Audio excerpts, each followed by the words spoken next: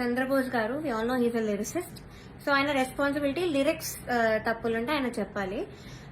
So నన్ను first 2 episodes బాగా మెచ్చుకున్నారు. ఇలాగ ప్రతి నోట్ కానీ భావం కానీ అసలు వదలకుండా పాడుతా అని కూడా చెప్పారు నాకు.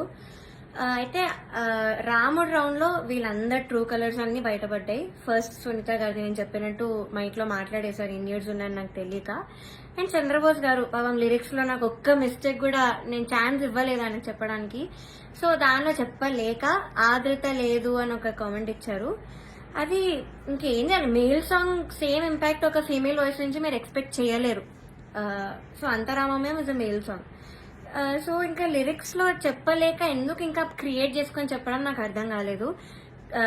ఒక అదే రౌండ్ లో ఒక అమ్మాయి లిరిక్స్ మర్చిపోయింది రాముడి పాటలో, అది మాత్రం ఆయన మెన్షన్ చెయ్యలేదు. బీయింగ్ ఎ లిరిసిస్ట్ ఆయన రెస్పాన్సిబిలిటీ ఉంది కూడా ఆయన చెప్పలేదు. ఆ రౌండ్ లో లిరిక్స్ మర్చిపోయింది, చెప్పలేదు.